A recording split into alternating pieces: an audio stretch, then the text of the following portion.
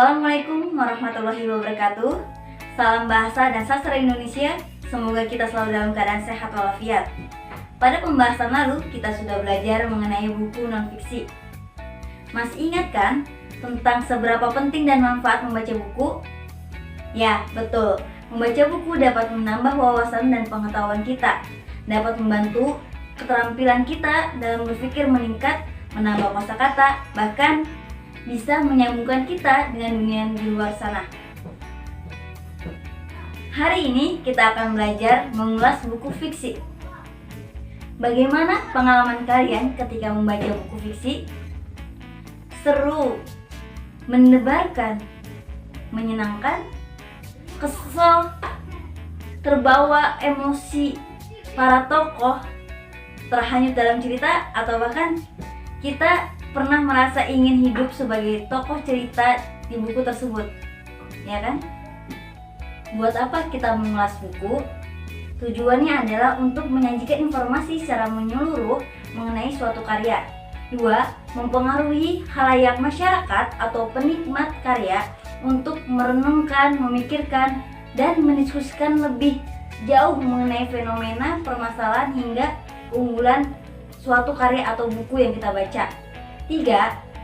Memberikan pertimbangan kepada calon penikmat karya tersebut apakah karya ini layak atau tidak untuk dibaca atau dinikmati.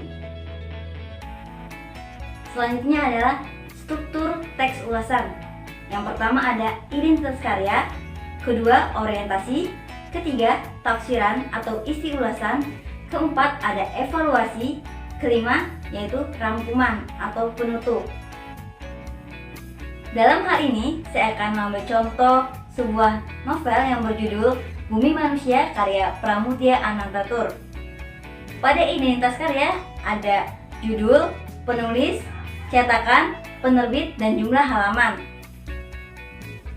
Selanjutnya, pada tahap orientasi atau pendahuluan yang mencakup gambaran umum dan latar belakang novel yang akan kita ulas. Semisal, Bumi Manusia merupakan buku pertama dari tetralogi Buru yang ditulis oleh salah satu sastrawan terbesar di Indonesia, yaitu Pramudia Anantatur, ketika mendekam di penjara di Pulau Buru pada tahun 1975. Buku ini sempat dilarang terbit pada tahun 1981 karena dianggap mengandung ajaran yang kurang baik. Padahal, kenyataannya buku ini justru kaya akan sejarah terutama di masa penjajahan Belanda. Dan pesan yang terkandung justru membangkitkan rasa nasionalisme. Novel ini dianggap sangat besar pengaruhnya dan Pramudia Anantatur diusulkan masuk nominasi meraih penghargaan Nobel karena buku ini. Pada bagian tafsiran atau isi ulasan yang mencakup tentang gambaran detail ataupun gambaran yang menarik dari buku ini, seperti teks yang di samping, menceritakan tentang apa yang menarik dari buku Bumi Manusia, menceritakan semisal tentang tokoh Minke yang awalnya sangat mengagumi peradaban Eropa, ternyata sadar bahwa negaranya, yaitu Indonesia Nusantara, sedang dijajah dan dia rampas hak asasi manusianya. Ini diceritakan pada bagian isi ulasan, seperti yang di teks. Pada bagian evaluasi, di sini kita akan membahas tentang keunggulan dan kelemahan buku yang akan kita ulas. Di sini teksnya ada keunggulan, ada kelemahan.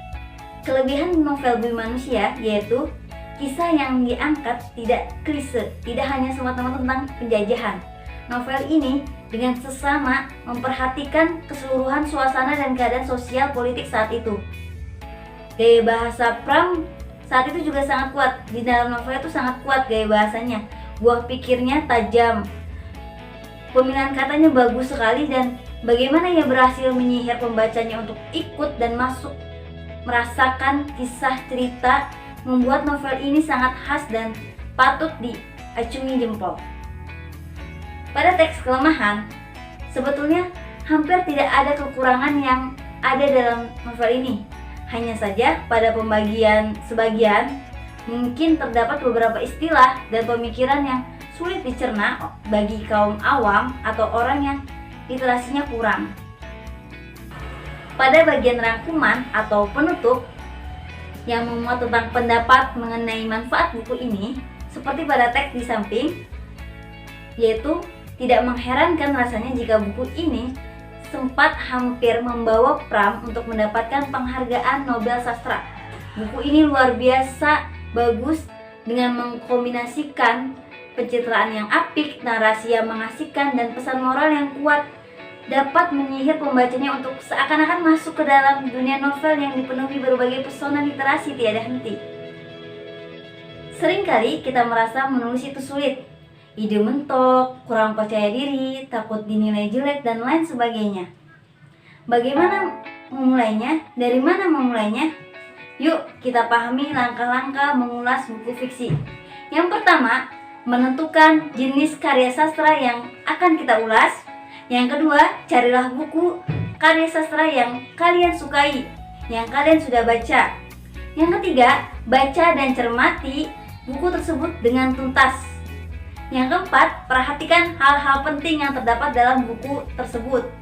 Yang kelima, tuliskan pokok-pokok kejadian dan kembangkan kalimat tersebut menjadi paragraf. Jadi sambil dicatat, sambil baca. Yang terakhir, jangan lupa beri identitas karya sastranya. Bagaimana? Sudah paham kan cara menulis ulasan buku dari penjelasan tersebut? Kalau begitu, mari kita mulai mengulas buku dengan bahagia.